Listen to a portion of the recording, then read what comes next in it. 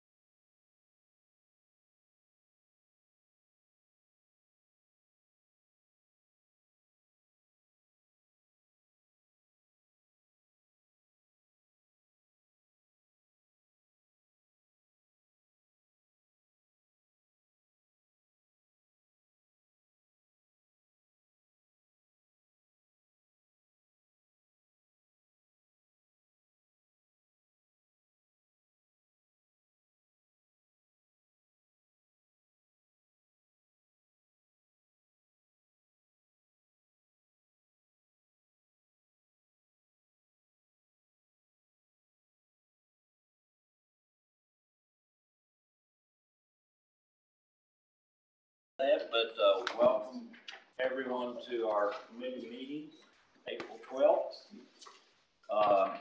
Want to inform everyone that Regent Linda Ball is with us on audio at least. So Linda, hello, glad you're with us. I believe we have everyone else in attendance today. Committee Chair Jason McKinney is in the absolute worst time of the year for him, April 12th, being a CPA, and because of that, we have put him first on the agenda as he has some other business to attend to later in the day. So with that, Regent McKinney will turn the Academic Affairs Committee over to you. Thank you. The first action item we have is approval of the Department of Sociology name change. Provost, would you like to say something on the department change, name change? I understand that it's first on the agenda. And I'm going to turn this over to the department head. I'll be quick. This is a matter of wayfinding on the campus. We added we had the minor for about, well, since the 80s. We added 10 years ago. We had a master's degree for practitioners that are already in the field. Go back to the master's. 5 years ago, we added a bachelor's degree. So a bachelor's degree major. So, but the name still says Department of Sociology. Students who are approaching the university have a hard time in some ways finding it. And so this will add visibility and allow us to market a little bit there. Thank you. Any discussion, or did I hear a motion? So moved. Second. All right. Do I have anybody want to say anything about the motion? All right. Hearing no discussion, I'll call for the vote. All in favor, say aye. Aye. Aye. All opposed? Motion carries. All right. Second on our agenda is the approval of the School of Nursing and Allied Health combination. Mary Bennett is, oh, okay, you're going to, and it's Go short. ahead. Okay. I'm in. I believe you probably read the proposal, and essentially what we're doing is we have the Department of Allied Health has become relatively small, and the only remaining programs going in at our dental hygiene.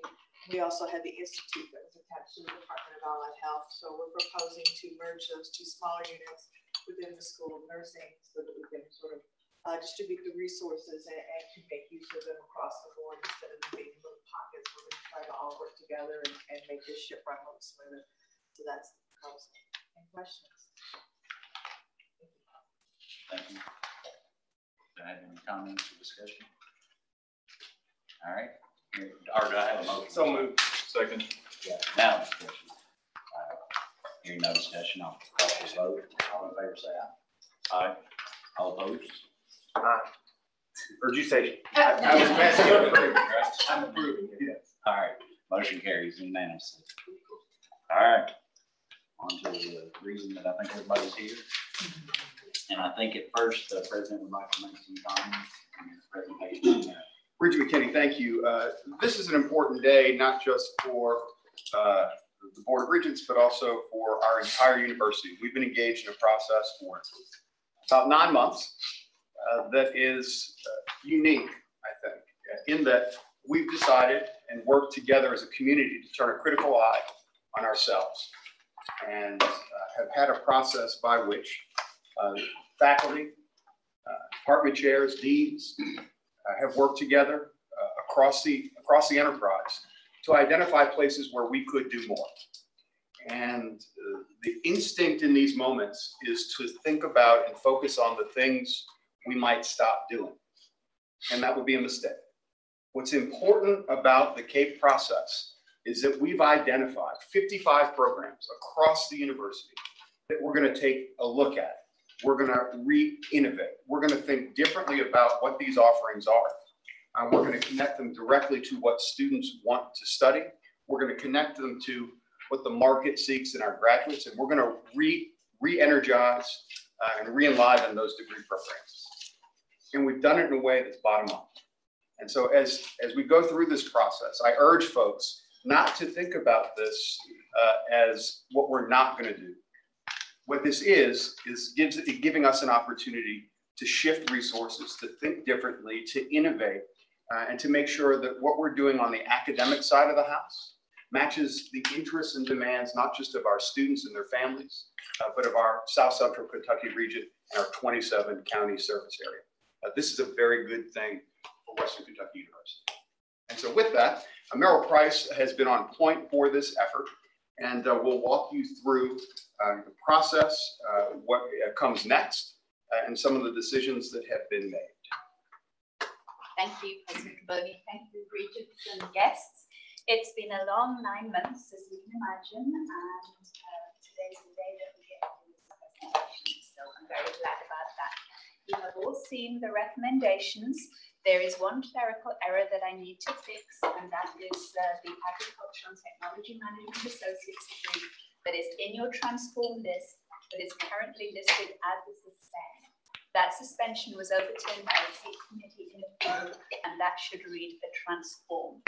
However, all of the numbers that we're about to quote, the numbers that you've already seen, are correct. That is just a minor clerical error. And I believe Julia has copies of the corrected.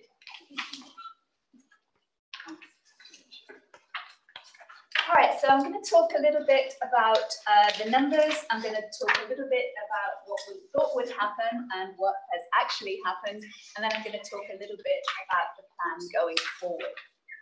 So this is where we are by college and by totals of programs that were recommended to grow, enhance, maintain, transform, and suspend. And as you can see, every college has at least one of everything.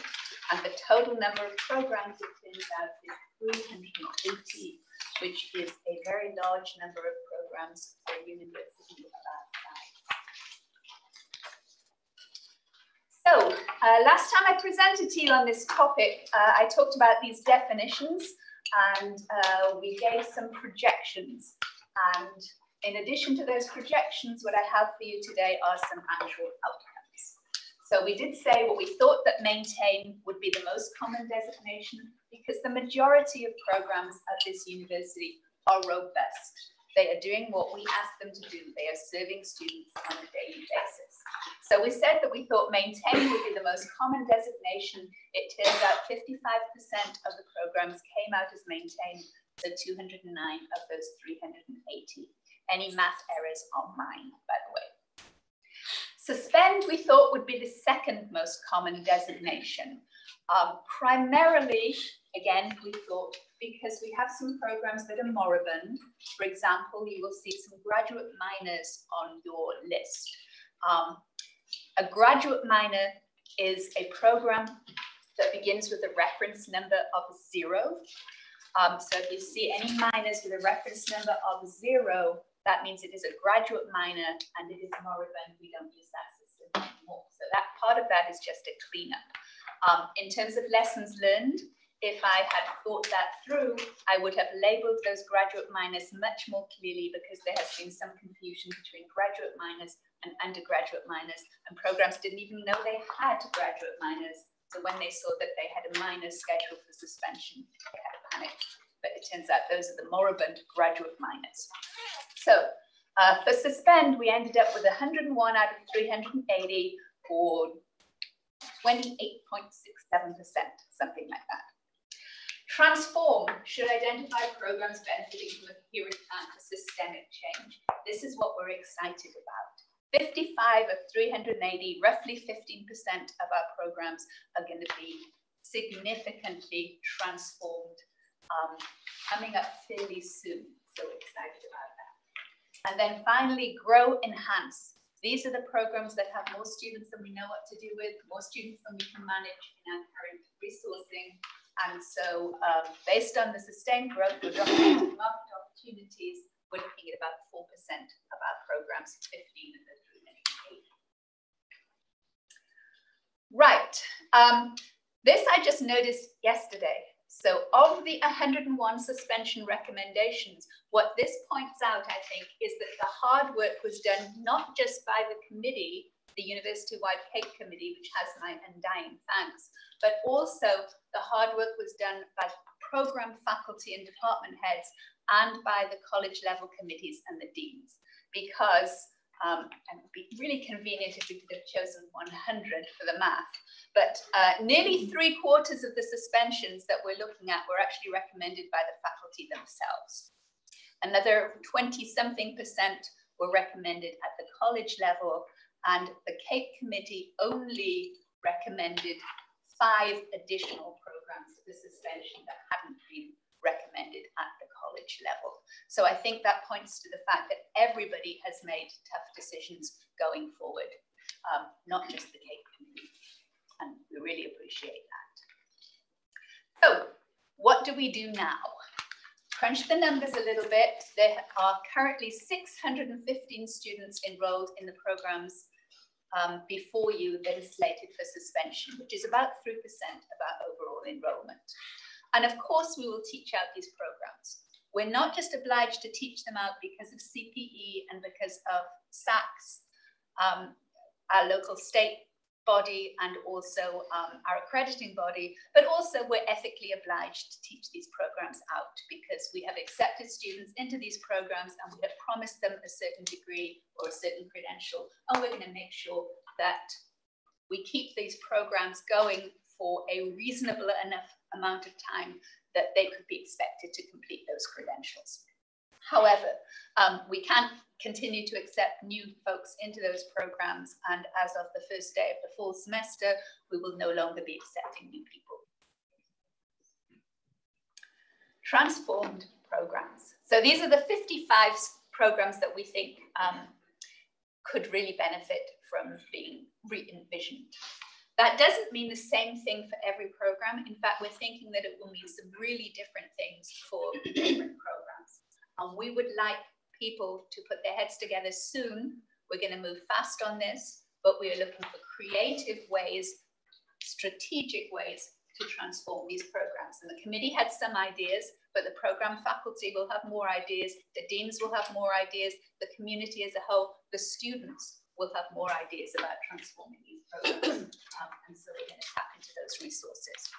And our goal is, think about it for between now and the beginning of the spring semester, start some curricular action in the spring, and then by fall 2020, we'll be able to admit students into those transformed programs. Because we have the rule about catalogue years that says that students who come in under a particular catalogue year get to complete the programs under those catalogue years, people will still be able to complete the programs they signed up for, even if those programs are transformed. But we really anticipate that people are going to be trading their catalogue years for fall 2020 because those programs are going to look pretty good.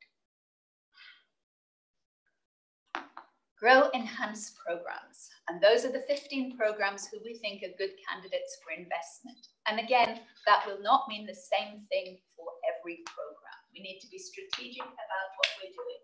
And it doesn't mean that we are immediately going to make immediate investments into those programs. We need a plan for these too. So we expect some more discussions among the stakeholders about how we invest thoughtfully into these programs. That means that they get to grow, but also that they get to grow in the right direction.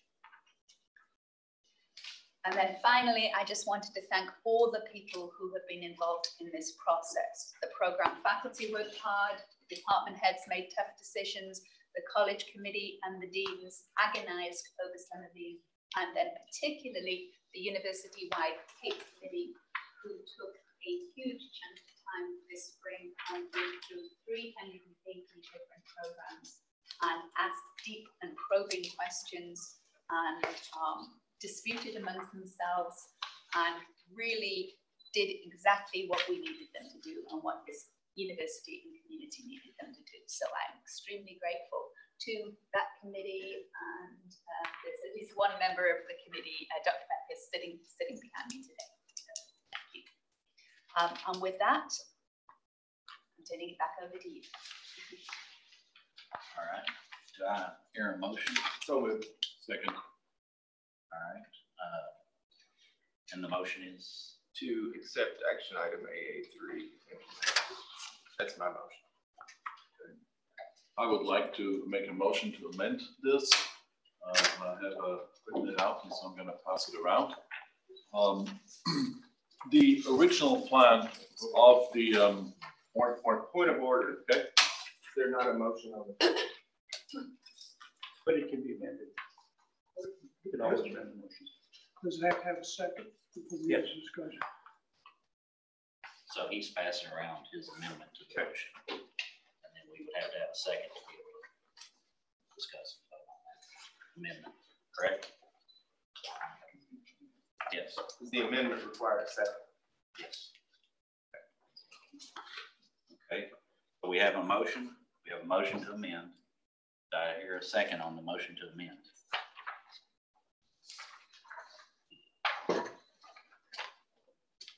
So if there's no motion, dies for lack of second.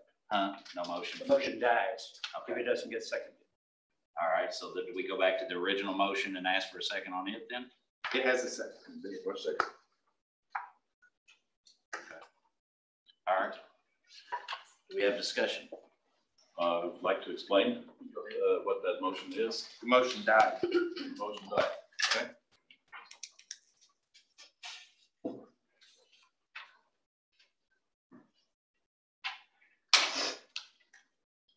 Okay. No discussion. Call the question. Do we?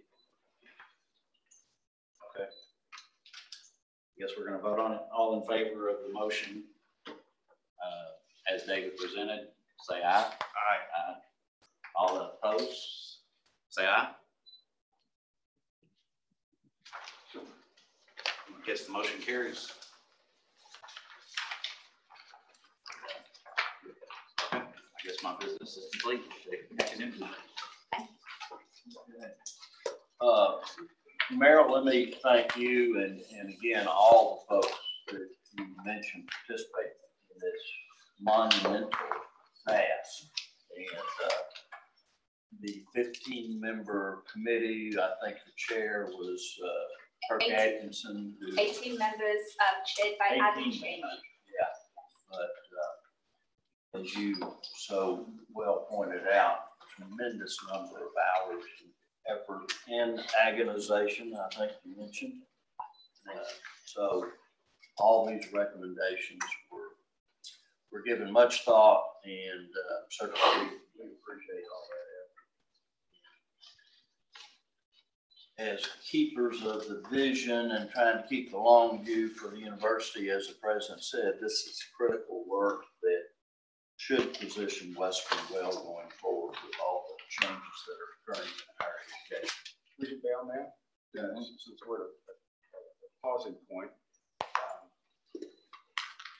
This is an important moment for Western Kentucky University. And the reason it's so important is that we've been working for 2 years to re-envision the way we do business. And we're really at the end of that first phase. This is the last part of that. But innovation is not a moment in time. Innovation is a process that must be ongoing. And so what we've begun with the CAPE process must continue. We have to turn that same critical eye on the work that we do every day. We have to take a look at our program offerings every month, every year. And we also have empowered and unleashed the creativity of deans on this campus and department chairs and our academic units. What the new budget model does, along with the CAPE process, is says to deans, you are responsible for managing your academic unit. Be creative. Look at what's working. Figure what needs to change and shift resources to grow. It's a new way of doing business. I grew up as an associate dean at Vanderbilt in the College of Education. And we, every year, took a look at our offerings. And some years, we stopped things. Other years, we built things. But it was a constant process of reevaluation, reassessment, and re-energizing. And so today is the beginning point of a process that will be ongoing. And I don't want that to be lost on everyone. Today was not a vote on a single process. It was a moving forward of what will be a continuous work to re-energize, re-innovate, and grow this university. Chairman Bale, can I add a comment? Out of respect for the work of the committee, I think it's I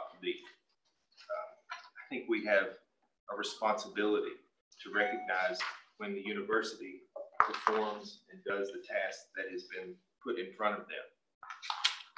The recommendations are a cumulative effort, not a singular effort. The vote today should have only been symbolic to accept the work of the 15 faculty members and 3 staff members that have volunteered their time throughout this process. It is fair for the Academic Affairs Committee to acknowledge that work and accept it as it is presented to us. And that was what I did today. I'm extremely proud of the work of those faculty members and through a very difficult time, and deans, and the transformation of this university over the last 2 years. I work on this campus every single day, and it has been a difficult process, but necessary to move us forward. So I would congratulate the Academic Affairs Committee for acknowledging and accepting the work of the committee. Thank you. Well said. Any other comments, anyone, before we release Regent McKinney and move on to the Student Affairs Committee? Regent, please.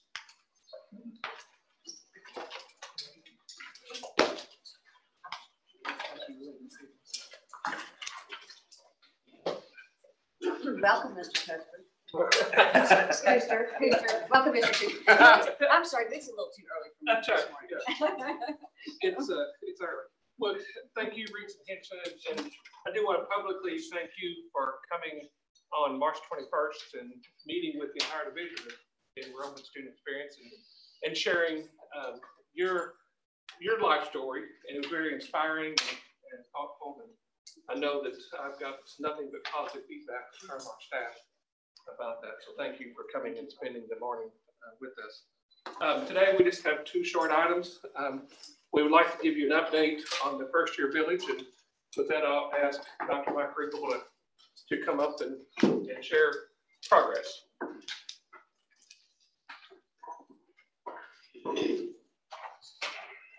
Well, good morning. I was asked to just kind of give you a quick update of where we stand with this project. Some of the things you're going to see are things that you've seen before, but I'm just going to kind of walk them through real quick just to kind of give you context to where we are. So there we go. This is our current layout down at the south end of the campus of the residence halls we have down there in the parking. You remember we talked about the fact that this is what it looks like now. And if we just simply took down the 2 buildings that we've been talking about taking down and put them right back in the spaces that were there, that's what that configuration would continue to look like. But we really kind of tried to look beyond that and say, what happened if we did climb to greater heights? You know, that's our strategic plan. That's what we're working for. We said, well, what if we removed the parking and moved the parking elsewhere and created a green space? But the buildings were still right there. And we said, well, what if we configured the buildings to kind of wrap around that quad area there that would create a space that would become a family neighborhood kind of thing for all the students who live down there.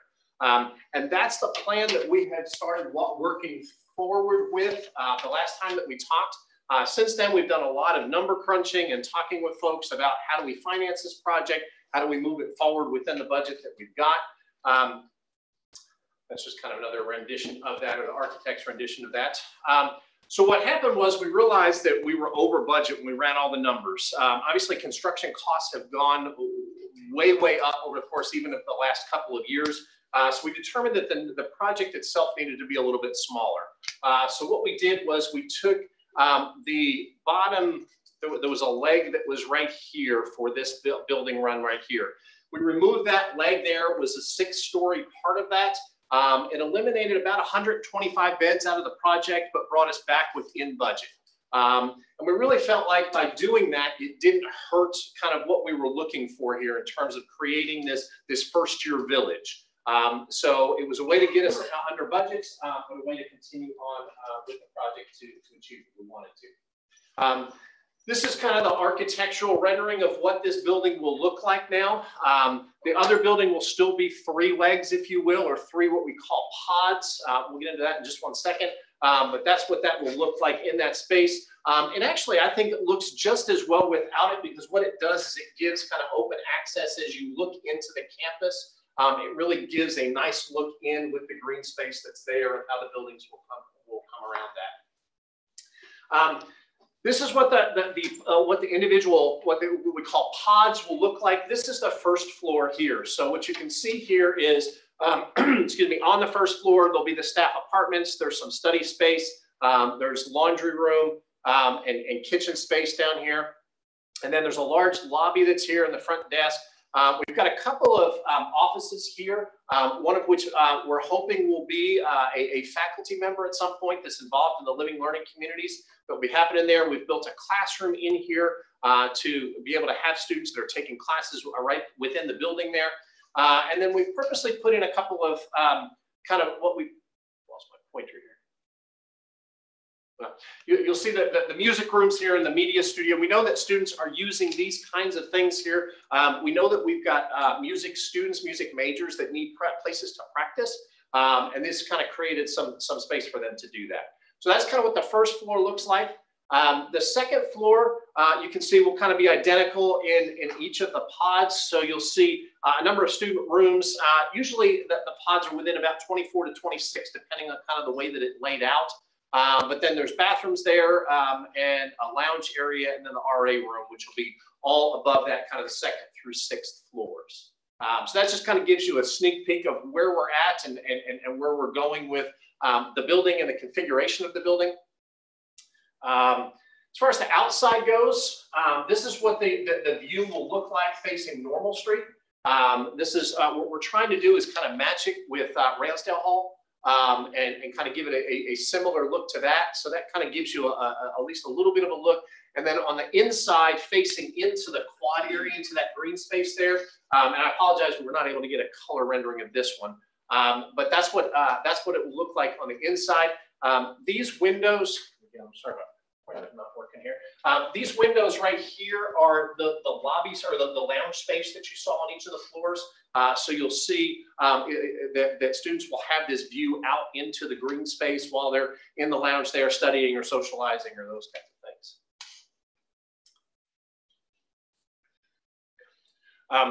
That's basically all I've got, was just to kind of bring you up to speed on that. We're in the process of again finalizing the finances on it. We had a finance call yesterday to move us forward with that, and we're hoping here, hopefully within the next couple of weeks or whatever, to be able to finalize this and be able to begin to break ground sometime in the next month to 6 weeks.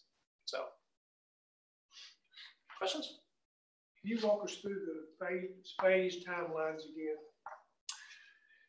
Yes, I can give you kind of the basics of where we are right now, because we've kind of gotten a little bit delayed on the financing piece of it. The original phasing was that we would open building 1 in fall of 2020, because at that point we were hoping we had about 18 months to do that. Unfortunately, now that we're into April and we'll be into May before we probably get a shovel in the ground, it's going to delay that, we think, a little bit. But until we actually get the financing for it, talk with the engineers, talk with the architects, you know, and those kinds of things, it may be fall of 2020, but it's more likely going to be either spring of 2021 or fall of 2021.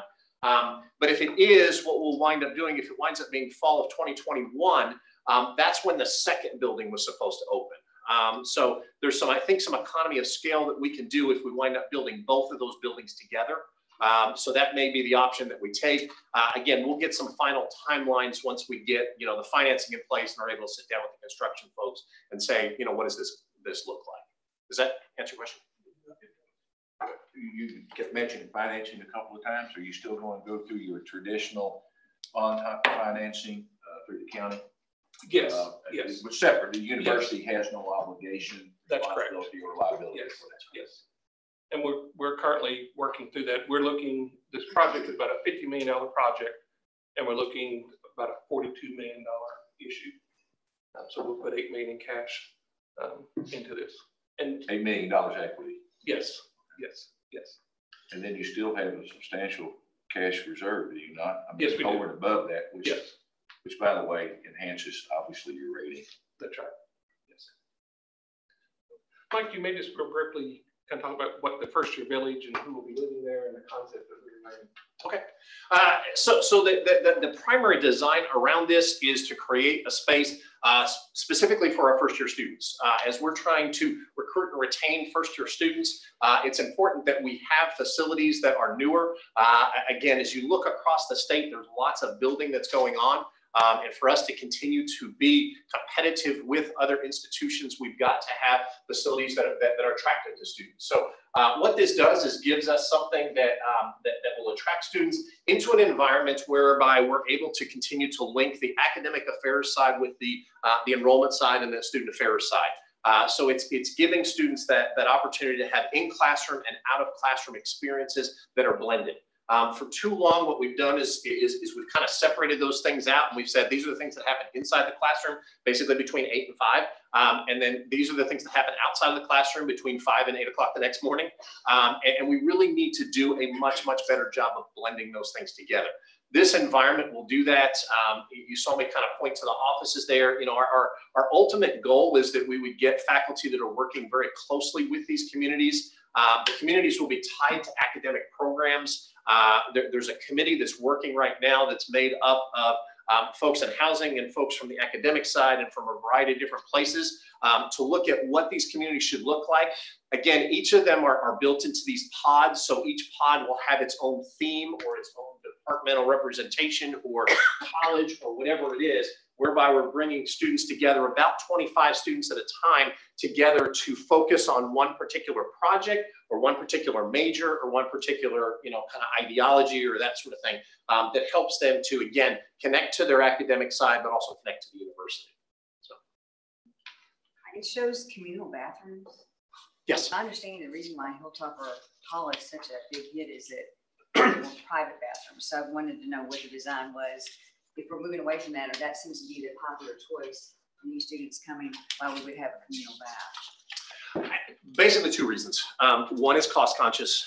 Every time that you run plumbing for a toilet and a sink and a shower, the cost goes way up with that. So there's that piece there, but honestly, the other piece of it is what a lot of the research will show, and for many of you who lived in this kind of style of hall when you were going through college, you recognize that there's a community that's developed when there's centralized facility. If the bathrooms are just in the rooms, students tend to not come out. They tend to not engage with other students. They tend to not make friends. They tend to not get connected to one another and connected to the institution. So part of it is financial, but to be honest with you, part of it is also kind of philosophical of saying, for first year students. Now we created Hilltopper Hall the way that we did because that was more for upper class students who don't necessarily need to get connected because they got connected in their first couple of years. So, so that's kind of why we've chosen this particular style. So I think building the community is the most important thing. That's really what we're trying to do with that first year village, is to create a place for students. And if you're not coming out of your room, it's more difficult for you to develop that community. And again, we do have lots of options for our upper class students. I just remember fighting over the sinks in the yes. Well, and again, your point is well made, because that's one of the reasons that we went with this pod configuration. So what you'll remember back is what we used to have was we had 50 to 75 of your best friends all using one bathroom. So you had 15 sinks in it. What's that? There were actually 2 at Gilbert Hall. Okay, there you go. Yeah, 2 on either end, but fighting over the sink before we had to go to a Right. mixer was like horrible. I mean, it was so what this does is it creates only 25 people that are dealing with any specific bathroom, plus the fact that we've lowered the ratio of fixture to student to try to give more of those amenities.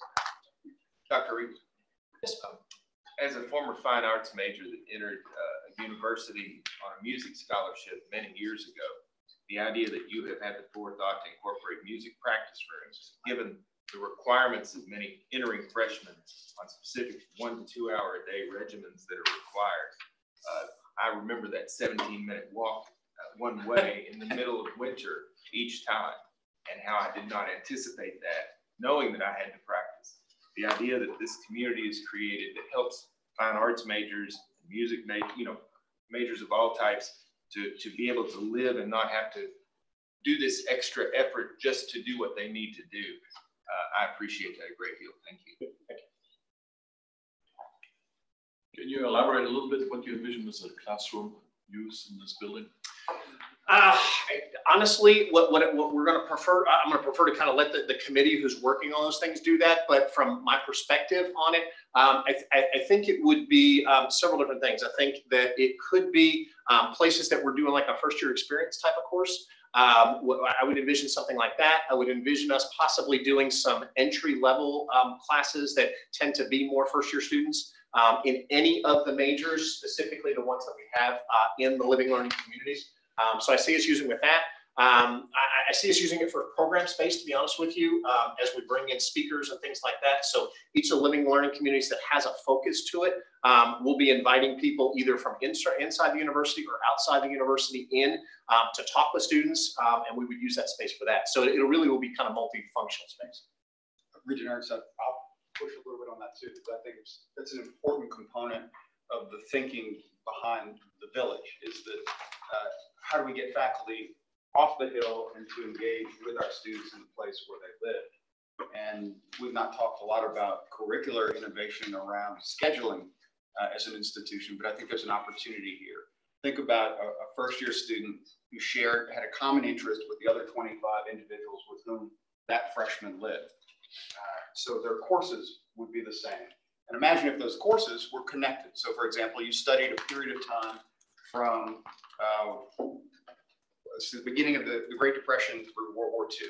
And then the three courses are economics, a speech course where you look at the rhetoric of that era, and a political science course, all taken by those same 25 young people, right, who live together, who share an interest in that.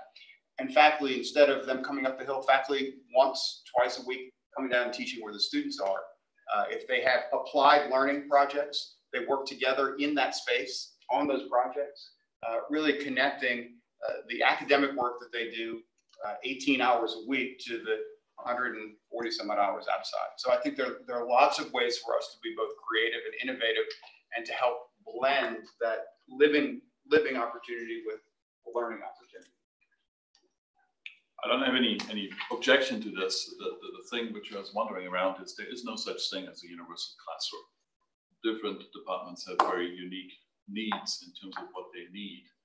And so it's not so easy as you make it sound, in the sense that just anybody can go in any classroom and just do what they need to do. The classroom needs to be equipped to handle that. And so probably can be managed if we give it enough thought. Anyone have anything else in mind? Thank you for your time. Thank you. Next, I'd like to ask Dr. Martha Sales to come forward. Martha is the director of the Intercultural Student Engagement Center, ISEC, and also the director of our TRIO programs on campus. And Martha is going to share with us some of the great things that's happening in ISEC. Thank you. And brought some students along. Yes, good morning. I did not come alone. I'll ask my students, our scholars, to come up. As Mr. Kuster shared, I am the director of the Intercultural Student Engagement Center here at WKU and also the WKU TRIO programs. And so today, just briefly, to give you some oversight or review of what the Intercultural Student Engagement Center is. Actually, it's the George and Cynthia Nichols Intercultural Student Engagement Center. And we have pulled up the website for you to take a look. Actually, our department or our unit is designed to assist Western Kentucky University with recruiting, retaining, and graduating students of color. Right. Again, our job is to assist the university. We cannot do it alone, but I am so thankful for the success that we've had so far. Intercultural Student Engagement Center is formerly known as the Minority Student Support Center Services, formerly known as Office of Diversity Programs, formerly known as Office of Institution and Diversity and Inclusion. So really, the Intercultural Student Engagement Center began July 1, 2017. Again, we've had so much success, sometimes it's scary. We are a living learning community. We move students in 3 or 4 days before master plan. These students get to learn together, live together, have classes together. And then we also have a center that's housed at Downing Student Union. The students just get to hang out, study. Dr. Caboni frequents our center sometimes. He just shows up and students are like, who is that? Or he'll pop his head in and say, what are you all doing? And so students today, they learn so much differently than I did when I was a student. So sometimes I wonder too, how in the world are you sitting in the lounge studying and with the TV going on, watching videos, but they do, and they learn and they encourage one another. So we are about to, or we're actually in the process of recruiting our third cohort. Housing has worked effortlessly with us on this effort and recruited our third year cohort, because now every 7 days I receive an email with students' names who are interested in being in our living learning community. So it's an easy recruiting. We also recruited TOPS, go to local high schools through the TRIO programs and recruit. So our first year was a little difficult to get the students that we needed, but now we have a waiting list. We haven't even started TOPS and we already have students, I think about 27 students, what Christina shared with me, and we can only take about 60 to effectively serve the students that we need. And so I'm gonna allow, I've talked long enough, I'm gonna allow our scholars to introduce themselves, tell us where you are from, and anything you want to share about the center, or you may entertain questions. So we'll start with you. Okay, my name is Lachey Compton. I'm from Louisville, Kentucky, and my major is diversity and community studies. ISAC has helped me a lot. They helped me build resumes. One day I went to go visit with my advisor, and then she was kind of confused on what classes I should take. So I went to ISAC, and then they helped me out a whole bunch. And she also forgot to tell me to take classes. I'm a double minor, and she forgot to tell me to take classes for that minor, but ISAC stepped in and they helped me with that, because if they didn't, I would have been a second year senior, but they helped me along with that. And it's like a family away from home.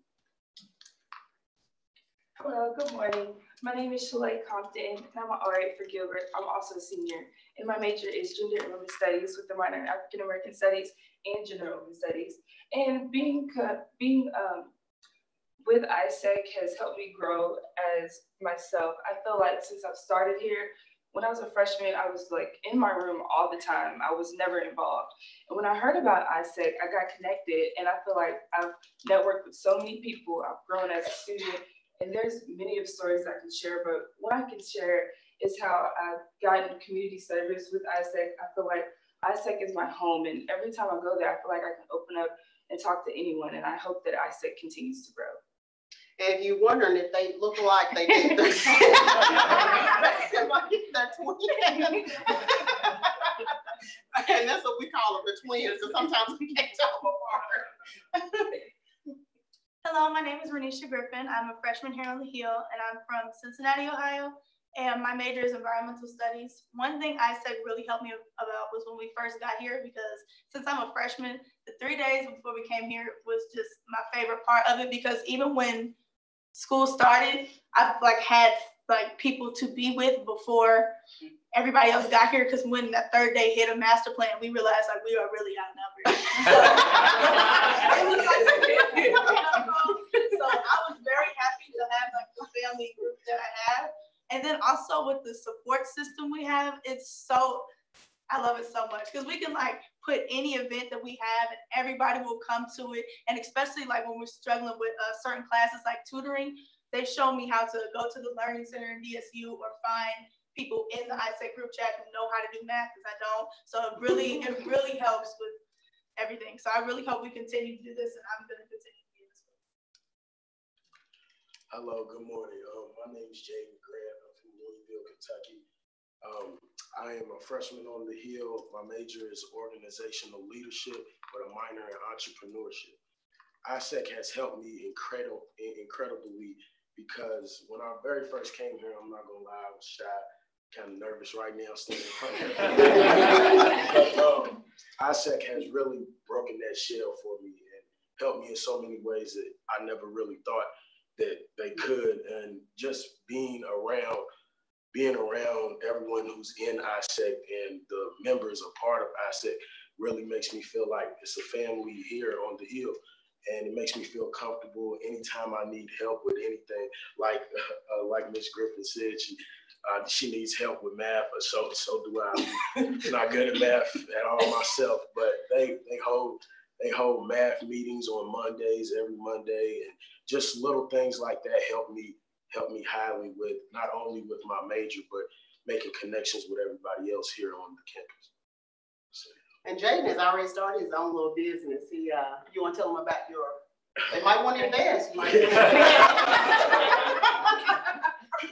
own my own clothing line named Jiggy Styles, and I make clothing anywhere from socks, backpacks, cups, hats, clothes, t-shirts. I'm trying to get into bow ties. Everything, bow tie. Very good. Any questions? I've got a question. Yes. I keep hearing from you all the same word, and every one of you, I believe, that's mentioned anything. I'm talking to the students now. You've said family. Yes. And I think that's a powerful word when you use it the way you did. But the other thing is that I'm interested to hear from each of you very quickly what you think the role in ISEC has been toward your immediate success or wanting to stay, because not one of you is from Bowling Green, right? So you all moved here not knowing much of anything about the city, but yet you are all still here. So you have been retained as students. What role did this organization play in making sure that you have felt comfortable and confident in yourselves? Because who's the RA?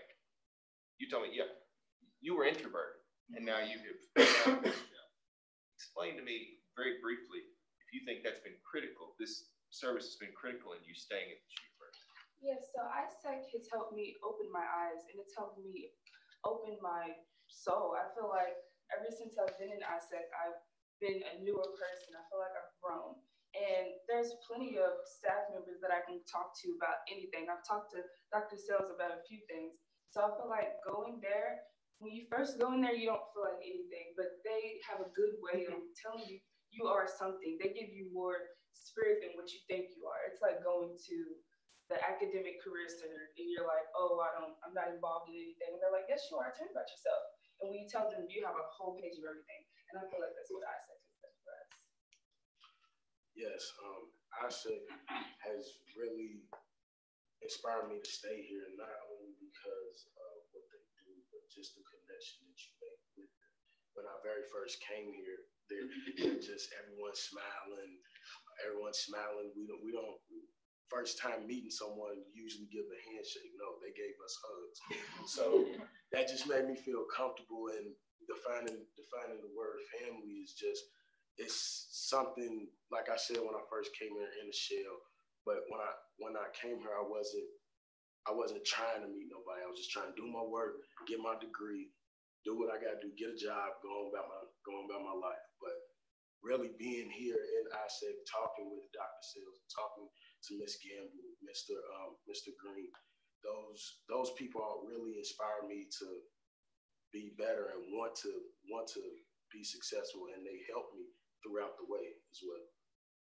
I think ISEC really made me stay because when I was looking for a college, I was just focused on like the distance and like what if they had my major or not. But when I came here for my type of orientation, I remember in DSU going to the table and meeting like D and Aunt and all them. And then I went into the room with Dr. Sales, and like she was talking to my parents, so she had really convinced my parents. So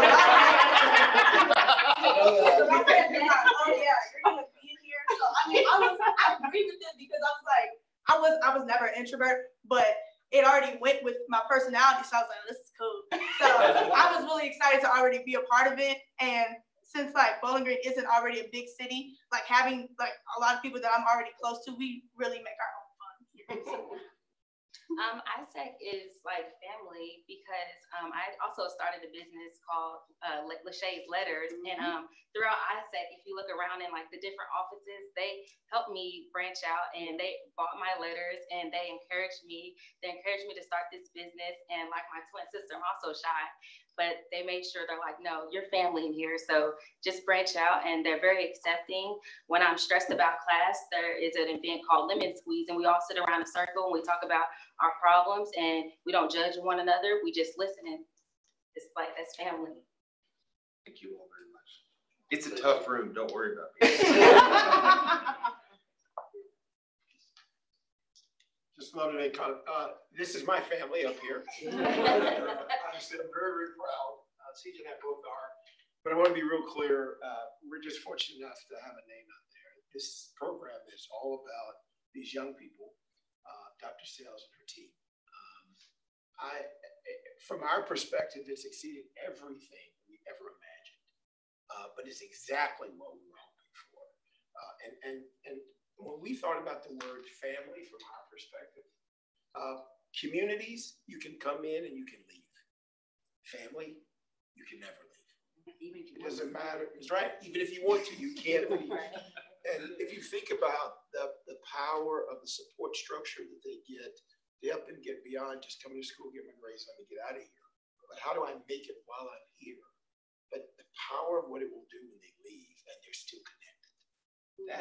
That's what we think about. And all of you all know how great Dr. Sells is. And I really want to sing your praise. It is phenomenal what you have done in your leadership of creating and building each and every day of this program. And we as a family are very, very grateful. Thank you. Thank you. Martha, what ways what other opportunities are there for some of us to be able to help Isaac? I'll often share when I'm asked that question is that we need assistance every day with your time, whether you just swing through and hang out with students. It's such a blessing for these students to be in this room. Just to see, I was sitting behind them and I saw, now they'll have something to talk about. And they won't just keep it within themselves, but I'm sure they'll go back and talk about it in the center. So time is important. Sometimes people ask me, what can we do? How can we assist? Just come to the center. Again, DSU 2041. Swing through. Hang out with the students. Talk with the students. Because they will share with you. If you spend any time in our set, everybody becomes family. Everybody will become family when Mr. Nichols and CJ come through. I'll introduce. I'll say, this is Mr. Nichols, and they, hey, how are you doing? Everybody becomes family. And then when the students realize who he is, well, actually the students are like, what's up? And then when they realize, what's up? So it becomes really, everybody becomes family. So your time is important. Your talents are important. You can offer students some things they may not get in the classroom. Just by sharing what you do on a day-to-day basis. One program we had a couple of weeks ago, or last month, was called Networking with the Noops. And it was one of our African-American fraternities that were graduates, alum of WKU. They came back and we just had round tables. These were business meetings. And they hung out with our students and they just gave them cards. They talked about what they can do. They made connections with students. So your time, your talents, and of course it will take your teams. If you want to offer any financial assistance, because it's tough out here. I mean, as far as every student can't write home or call home and say, I need this, and I often share, and Mr. Cooks hears me say this all the time, if we ever really got serious about student success at WKU, we wouldn't look at students and say, why don't they have? We would look at and see how resilient they are. That they still show up for class when things are rough. Not why did you come to class late? But maybe asking, caring enough to ask, why are you late? Or why don't you have your book? Sometimes it's deeper than that. They just don't want to get their book. They experience a whole lot of things. I tell them often they are my role models because some of the things that they go through, some of the things that they experience in their young life, I don't know if I can handle. It's easy to be the grown people in the room and talk about how awful students are, but some of the things that students have to go through from a day-to-day basis, it's amazing that they do as well as they do. I promise you, it's amazing. When you think about some of the threats to higher education today and some of the challenges we face, one of them being distance learning, talk about survival of bricks and mortars, it's all about relationships, faculty, student, student, and what a great gift the Nichols have given the university to create this sort of avenue for people to form those relationships, not just within ISIT. This group, I'm sure, goes out and touches people in every classroom they're in. And they're so innovative and creative. I mean, they help us recruit. When Renisha was talking about sitting at the top of the table, we talk to the parents. The parents want to talk to the old people. The students want to talk to other students. And so they assist us with recruiting. We go to the middle schools here locally, we go to high schools, but it also develops them with leadership, mentorship as well. Real jewels in our crown, and we couldn't have anybody better running it. Oh, thank you. And we have friends all across, even sitting around this one, we have friends who will say, what does the student need? And they will offer checks and money and buy a student a book. Flower sales. Some of you saw us at commencement. Every year we sell flowers during commencement. And some of you gave us money, bought flowers, bought teddy bears, because that helps with scholarships. It helps sometimes with food security. Sometimes students are, they've used all their meal swipes. And so, just sometimes food security is just to be able to say, go buy you something to eat, or we'll take you to get you something to eat. But it's a blessing that they feel safe enough to ask. Anybody have anything else for Martha? Martha, thank you. Thank you. Always, you know what? I have the best committee. Thank you. Thank the Board of Regents for allowing me to be the chair of this committee. Yes. Thank you, Ron. Thank you. Mike, next time I'll move for you. I have to move for Martha because she's my sister from a different. She also a sister with a speeding ticket too.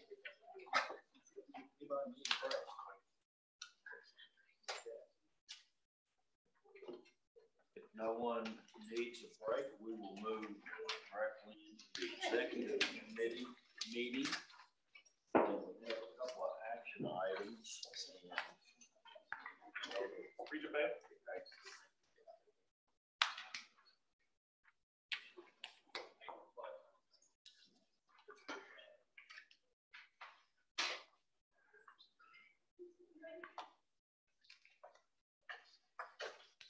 About to act the ball. I know you'll do a good job. Remarkable young people. We need to get them attached to the Student Business Accelerator. 2 of them are starting businesses.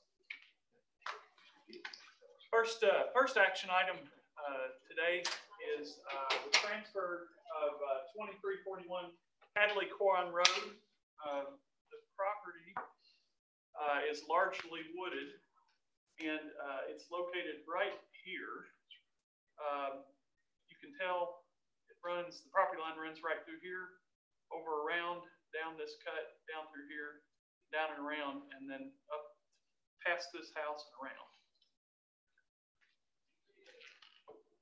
The property was originally donated by Miss Sally Carwell in 2002 to use as a teaching and research center for the WKU biology department. The tract is 43.54 acres of land. It's located about 13.3 miles from WKU's main campus. It's located just on, look at this map here. This is Butler County. This is Morgantown Road. And the interstate is right there, or the 165. It's right there. So that's the location of the property.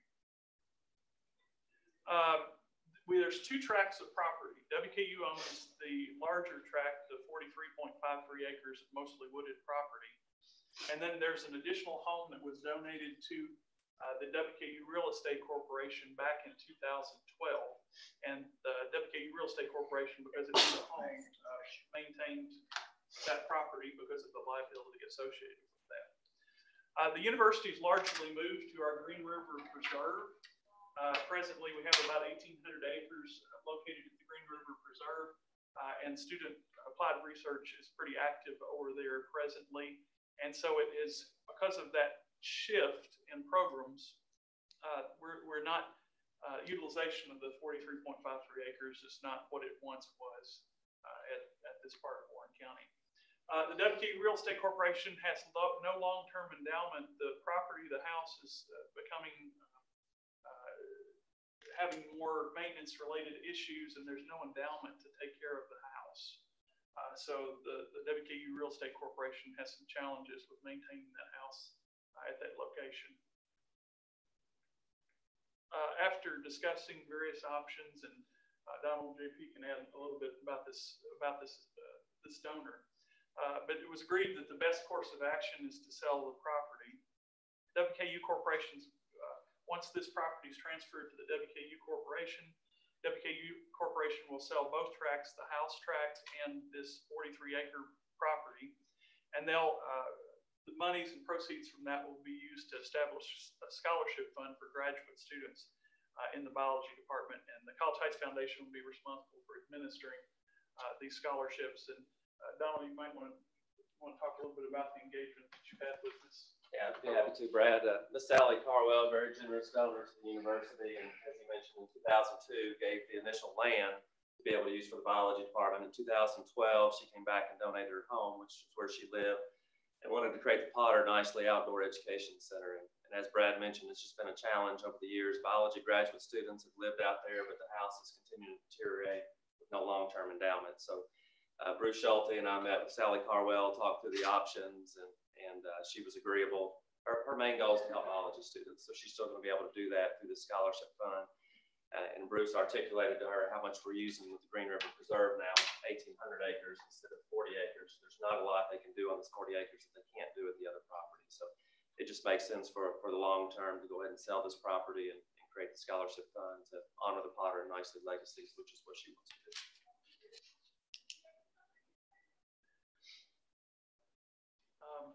Action item is authorization for WKU transfer 43.53 acres of property from WKU to the WKU Real Estate Corporation to sell the property and create a scholarship fund for the biology department graduate students.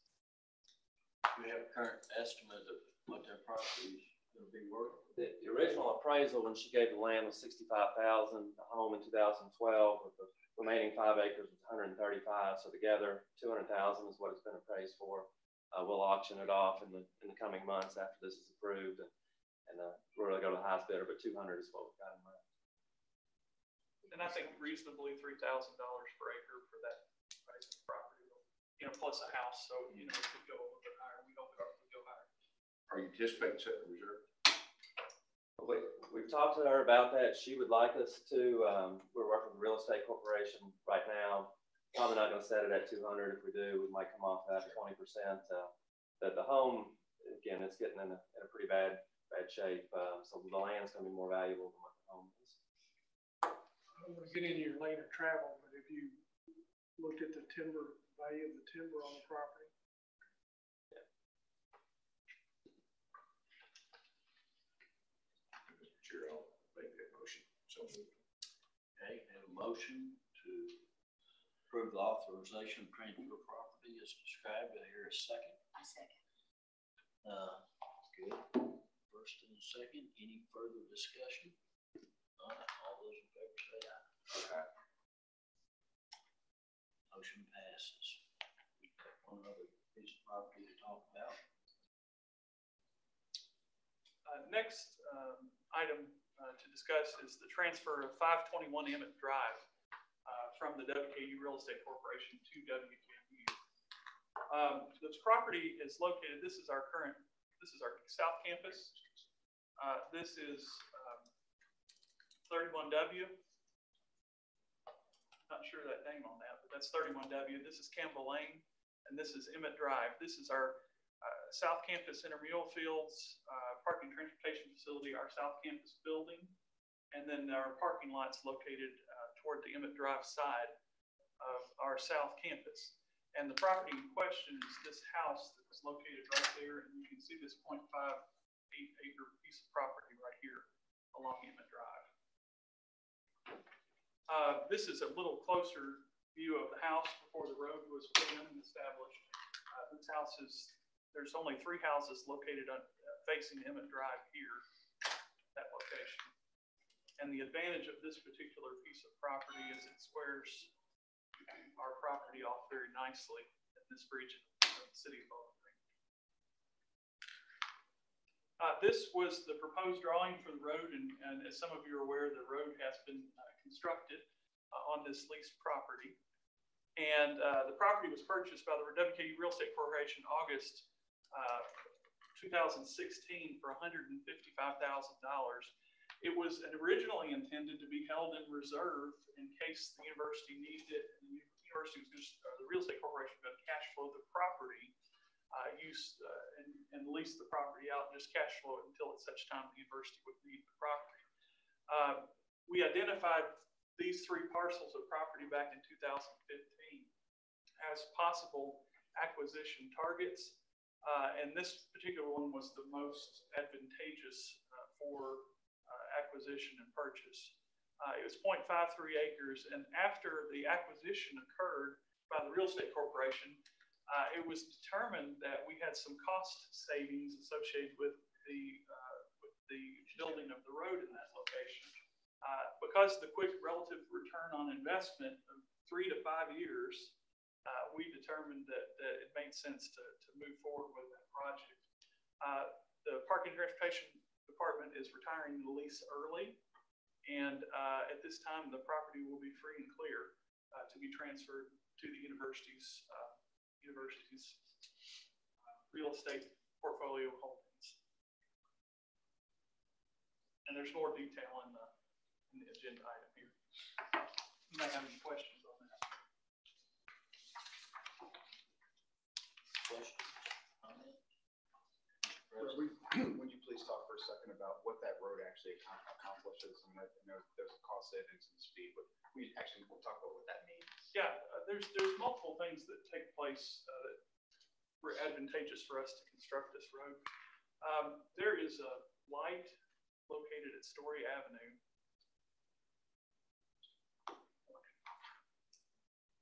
When I came in for the scholarship celebration, that's the road. I thought, oh, this is great. All of a sudden, I saw it out of the parking lot. And I thought, this is great. Now you've got a light. And it just worked out really well. So that's the route I took out of the building, or out of the property. We use this, students still use this as the lower cost option for parking South Campus. And we like that because it moves cars off campus versus the congestion on campus. They park in here. We operate shuttle operations. The problem with our shuttle buses is we had to stop at the Story Avenue light, and then we had to go down to Emmett Drive and stop at that light for a left-hand turn or right-hand turn, depending on how we were moving the buses. The problem is these 2 lights added about 2 minutes per round trip to the connection between main campus and South Campus. So we were able to remove the travel time for both of those. All of our buses, 5 days a week, 6 days on Saturdays, and that reduced a considerable amount of fuel. We were able to pull 2 drivers offline, which was about, we estimate our savings last year was about $108,000. Will be. So certainly a very strategic, financial move for us. Second, there's a lot of accidents in this area. The lights are too close. There's a lot of public traffic issues in this area. And so we've reduced congestion on Nashville Road to the benefit of the community. At the same time, it provides greater safety for our drivers and for our students riding the buses. At the same time, we were building the PS3. And so this allows a better connection, sort of a back connection to our current existing parking and transportation operations in that PS3 area. So it allows additional support to move our buses back and forth down Emmett and on to campus through those connections. So significant advantages. Long term, obviously, it helps support South Campus and any operations that we have over there. Very good.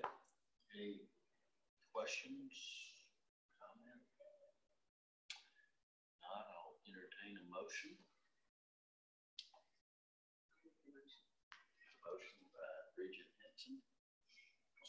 second, Regent Johnson. Any further discussion?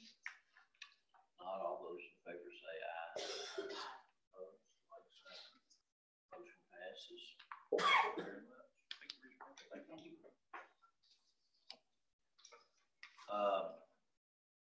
Prior to his departure, Regent McKinney showed me a text he got from our student regent, who apparently is on his way to the emergency room. He's been up all night with collywobbles.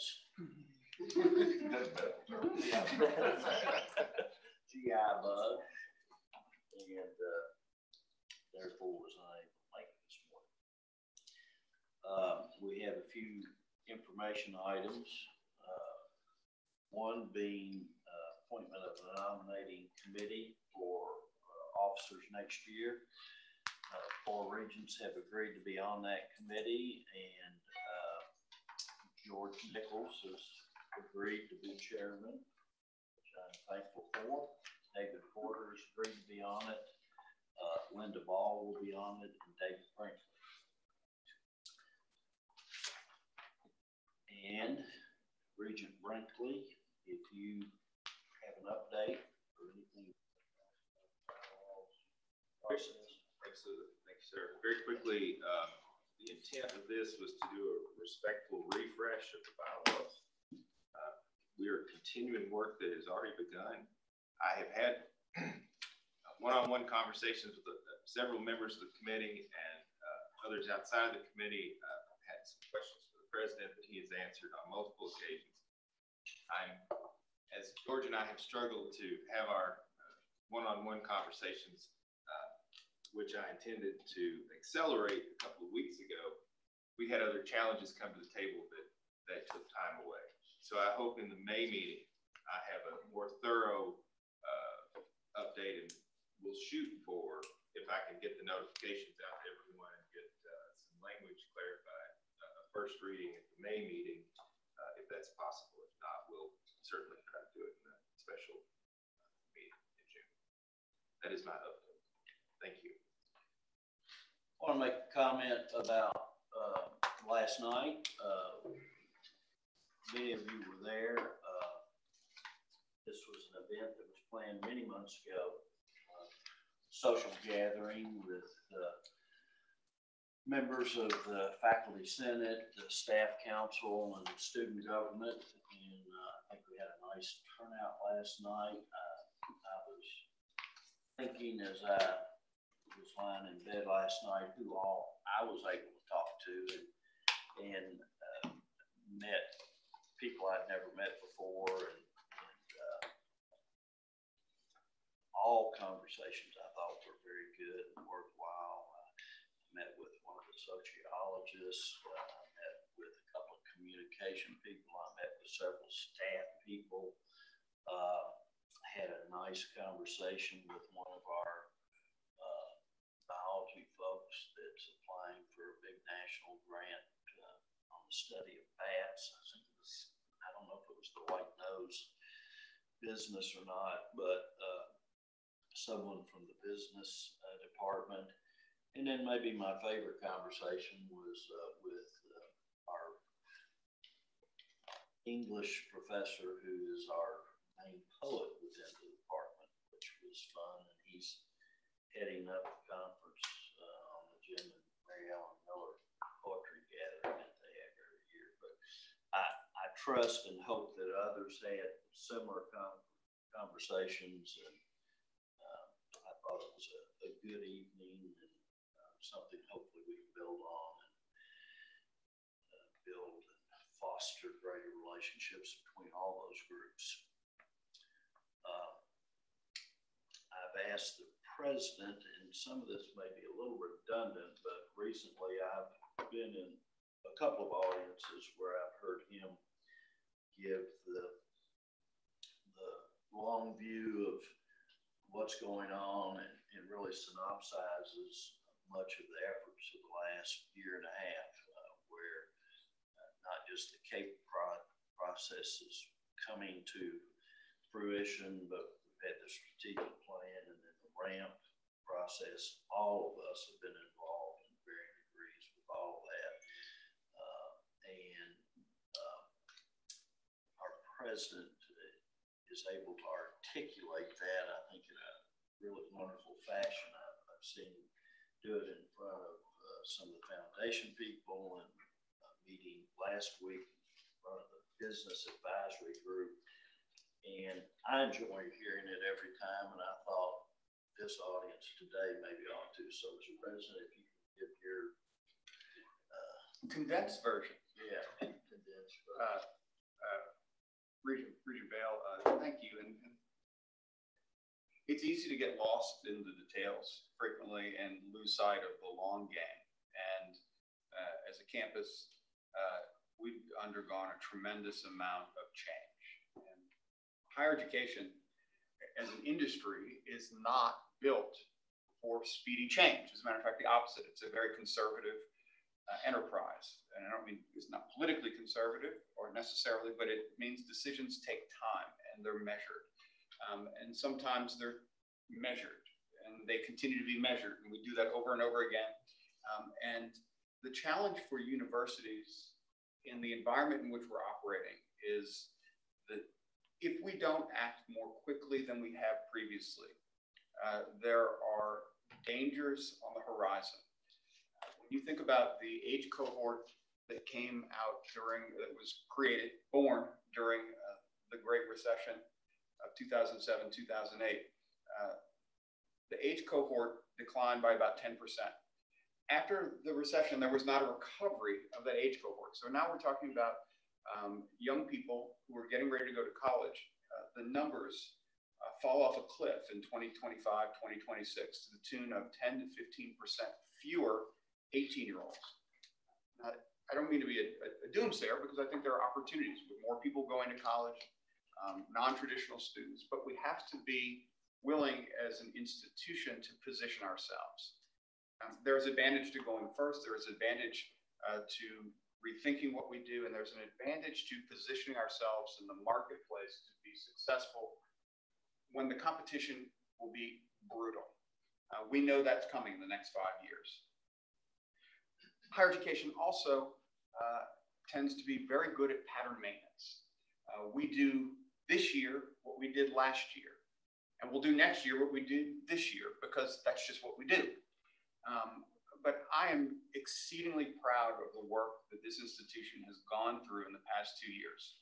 If you think about a strategic plan that everyone thought I would bring in my back pocket, that was not my plan, but that we took 9 months as a community with hundreds of faculty, staff, students engaging to create the plan, to have it bubble up, to actually articulate where we're headed as a student-centered applied research university, and focusing on 3 areas: our Hill, our students, and our community and beyond. We've got a roadmap for the next decade. You couple that with a decentralized budget process that allows us to be more nimble with our financial resources, to reward and incentivize certain behaviors focused on growth, enrollment, persistence and retention, and graduation, in addition to aligning our internal budget model with the state's performance funding model. You add to that a shifting of the perception of programs, meaning programs are not just looked at university-wide.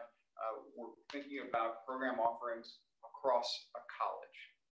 Deans, being empowered to manage their budgets, with a direction articulated by a strategic plan, and an innovation process that began this year with CAPE, but will continue into the future. All of a sudden, academic innovation at the college level is where we must be successful for the growth strategy. We've had 2 years of becoming more efficient, thinking about how we restructure, thinking about changes, and now comes the fun part. We will, as a campus and as a community, think about scarce resources and how we reinvest them to grow and to innovate. And we're going to do it in such a way that more students are interested in the experience that we have, not just the degrees, but the total experience. We're not growing more Kentuckians, and so all of our efforts on not just recruitment of freshmen, but recruitment of future graduates will help ensure that first-year students become second-year students, become WKU graduates in 4 years. A changing of the financial aid strategy, not only to attract remarkable honors students, but thinking about how do we make sure needy students from across our 27 county service area are able to afford the experience no matter what. And then moving to a net tuition revenue perspective, where all of a sudden, everyone across the campus, but especially deans, academic level leadership, are thinking about the relationship between program offerings, need, net tuition, and outcomes, all of which is aligned to the state's performance funding metrics. We've got tremendous alignment now. We have new leadership joining the campus, and I think that the next several years are going to be incredibly fun to watch, and more importantly, to be part of. Deans on this campus have seen their role sometimes as defending their faculty, as fighting the good fight. And obviously, as a community, we're going to continue to engage in dialogue and discussion and think about what we want to become and how we get there. But deans, all of a sudden, now have an academic portfolio for which they're responsible, a budget that they have to manage through, and a set of programs, and I hate to use business terminology, but products they're responsible for. And so the work that we've done over the past nine months, if you think about a business that generates from 26% of its product line, 3% of its revenue, I'll show you a business that's not going to be around for very long. And so being intentional about what are we building, what are we creating, and how does it not just connect to what students and what faculty are interested in doing, but also what the marketplace demands. And so I am thankful for the efforts of the entire community for the past 2 years of work. It has been energizing, it has been tiring, it's been excruciating at some points, but I think, and I know, our best days are ahead of us as an institution. So this is not done in the disaggregate. It actually is a strategy that all fits together, and the CAPE process is really the last piece of the campus-wide work. Now we begin to execute against the strategic plan and engage in what I like to call relentless incrementalism. Every day, doing a little bit more to get a little bit better and to move the rock. And hopefully it's not a Sisyphean task where the rock comes back on us, but we continue to move it up the hill. So thank you, Regent Bale, for 3 minutes of précis of what we've been working on. Well, I enjoy hearing it, and I'm sure everybody else does too. Can't hear it too much, and certainly the message is of great optimism, and we can all be hopefully take great satisfaction in the work that has gone on to get us to this point. I love your incrementalism. Relentless incrementalism. I heard a comment at the business meeting last week too. Liberating structures. Kathy has left. I wanted to ask her after the meeting. I didn't get a chance to exactly what that means, but they're talking about that at the business school. Liberating structures. So good stuff. Okay. All right. Mr. Chair, I move that the executive committee and all members of the board go into a closed session as provided in KRS 61.1810 subpart 1 for discussion of proposed or pending litigation against or on behalf of the university. Second. A motion and a second to go into executive session. Any discussion? All those in favor say aye. Aye.